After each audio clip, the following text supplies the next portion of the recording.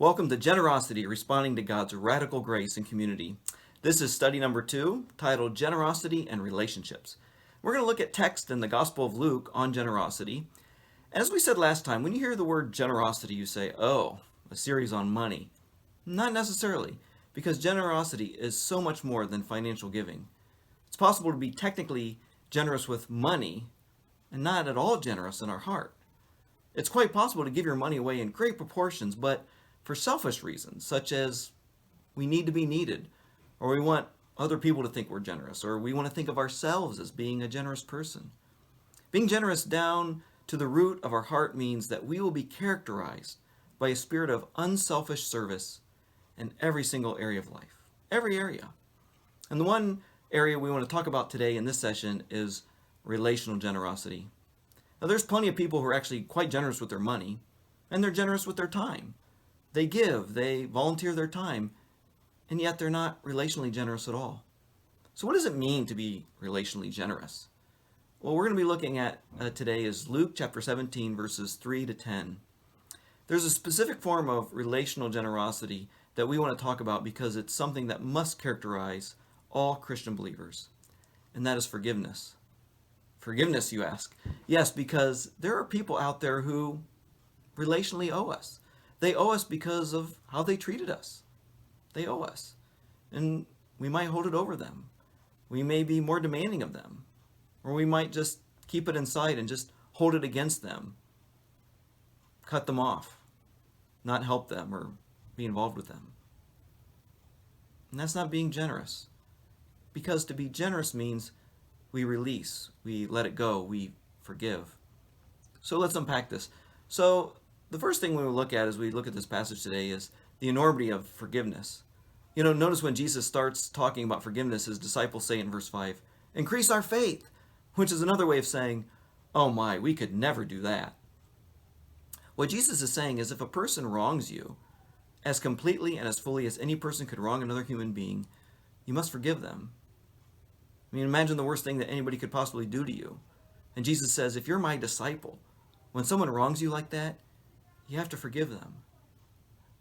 So no wonder the disciples said, increase our faith, which is another way of saying, that's impossible. How can you do that?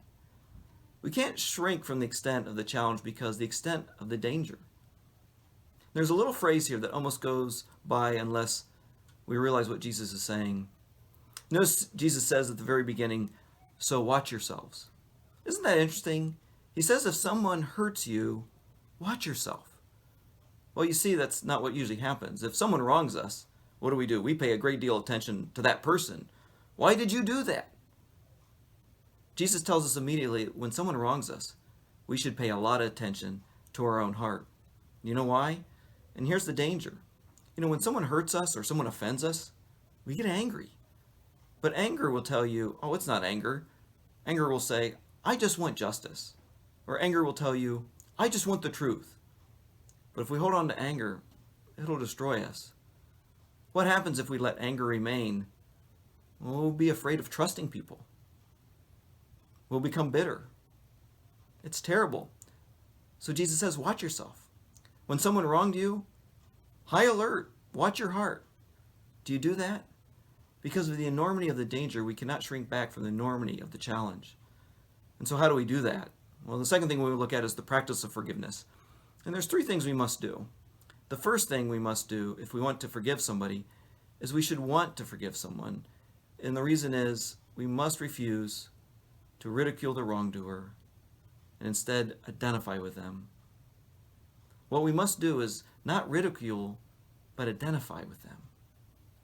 If someone wrongs you or me, first thing we tend to do is emphasize the bad that they did. It's impossible to stay angry at somebody unless you feel a little superior to them. If someone has wronged you and you're really mad, it's because you're saying inside, well, I would never do that. And actually, you might not do something exactly like that. But because you're a sinner, you certainly could do something like it. We must remind ourselves that the person that offends us, that we're both sinners. And we also have to remind ourselves, well, that we're both human beings. We must remember that every human being is a rich, complex person made in God's image. That means every human being has dignity and worth. That's not how we feel when someone wrongs us. What we tend to do is we immediately reduce that person to what they have done. So the second thing we must do then, and this is the heart of the practice of forgiveness, is that we have to inwardly surrender our right to repayment and pay the debt ourselves. There's a number of words that could be used here for the word forgive, but the word that is used is a very specific word that means to release a person from a financial debt. So if we loan a person $1,000, and that person owes us, and we say, I forgive you, what happens to the $1,000? We eat it. We absorb it. If that person doesn't pay us back the $1,000, we have to absorb it. Let me share you the story, the example of the woman and her dress. Imagine you're a woman and you go to a fancy event, and some guest drank too much. She spills something on your dress and just ruins it. And it can't be fixed. It can't be cleaned. And that person says, I see what I've done and I'm sorry. I want to pay for it. What are you going to do? Well, one option is you could say, yes, thank you. You can pay for the dress. But if you say, no, that's okay. I forgive you. Don't worry about it. What does that mean? It means you absorb it. That is to say, you pay for a new dress, or you pay by going with one less dress, or something like that. The point is you absorb it. The debt doesn't just go away. You either pay for it or the other person pays for it. But somebody has to pay. It doesn't go away. So how do you forgive? We can only forgive if we inwardly forego seeking repayment. Most wrongs aren't actually financial wrongs. People have robbed us, but it's usually not of money. Things people rob us of is, they rob us of happiness. They rob us of our reputation. Maybe they robbed us of an opportunity. They robbed us of joy in some way. So what does it mean to make a person pay? Well, the answer is they made you unhappy. So deep down, there's a part of us that wants to make them unhappy. They made you hurt, so you want them to be hurt. And there's a number of ways we do that. One is to directly try to hurt them. You could do things to make their life worse, or you could go and just really tell them off, make them feel bad. Another way to hurt them and get repayment is to go to other people, ruin their reputation, gossip about them, criticize them, tell everybody what a bad person they are, what a bad thing they did. And a third way, and the most basic way, was not to do anything outward, but inwardly you root against them. You remind yourself of what they did. You replay the videos of it every time in your mind, every so often. You stay angry.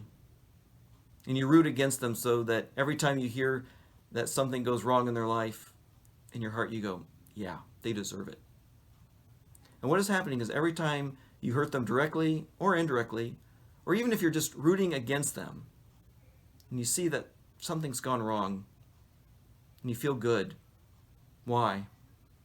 Why do we feel good when someone who hurts us, you kind of see them get what they deserved? Well, it's because we feel like the debt's being paid. They have a debt and we want them to pay it. See, in the short run, we feel good because it feels like, hey, I'm getting repayment. But in the long run, evil has come into our heart. And it's going to suck out our joy. It's going to make us a bitter person. So what should we do? If we refuse the repayment, it's going to hurt. If you give enough of your money away that it hurts, that's called generosity. And forgiveness, if it's really generous forgiveness, that hurts too. You're having to pay. It cost you something. And the third thing is you must want to be or want to do the good to the wrongdoer. You want the good of the wrongdoer. We can't say we forgive someone, but then we don't ever want to see him again. The goal of rebuking is to go to the person, to make it right, to reconcile the relationship. And we see Jesus unpacks it further in Matthew 18. Whether they respond and repent or not, we must still seek the good of the person who wronged us. If you say, I forgive, but I don't want anything to do with you, if you don't want their good, if you don't want them to thrive, if you don't want them to flourish, then that means that you really haven't forgiven them. Now, lastly, where do we get the power to do this? The final point is the key to forgiveness. Some of you are still back in verse 5. Increase my faith. Some of you are saying, I'm just like the disciples. Okay, now, I know something about it. I know how serious it is, but maybe you feel like, I can't do that. That person that wronged me, how do I do it? I'm like the disciples. I feel like it's impossible. Well, fortunately for you, Jesus has given us an answer, because everything after verse 5 as a response to the disciples saying, we don't have the power to do this. In those days, if you fell into debt and you owed more money than you could pay, there was no bankruptcy court, by the way. There's only two things that could happen. One is you could be put in jail. The other option is you could go work to pay off your debt. Now, in that case, at the end of the day, if you're someone's servant, really you were a slave because you were the slave until the debt was paid. At the end of the day, you don't knock off because you're never off duty until your debt's paid. And also, you'd never expect the creditor, the master of the house, to say, well, thank you so much, you've helped me so much, because actually it's the other way around. You're only doing your duty. And by the creditor allowing you to do it, you're not going to prison. You're going to be able to get out of debt. So when you say increase our faith, we don't have the spiritual power.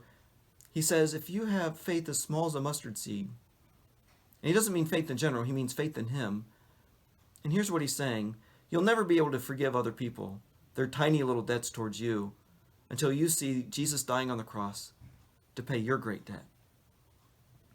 You'll never stop being a judge, putting yourself in the judgment seat, until you see the real judge of the whole universe getting out of the judgment seat and coming down and going to court and being condemned and dying for you. We see Jesus absorbing what we deserve. We must see Jesus absorbing our debt. This is how we forgive others who are in debt to us. Jesus says, if you understand even a mustard seed of the gospel, it'll be enough to help you forgive.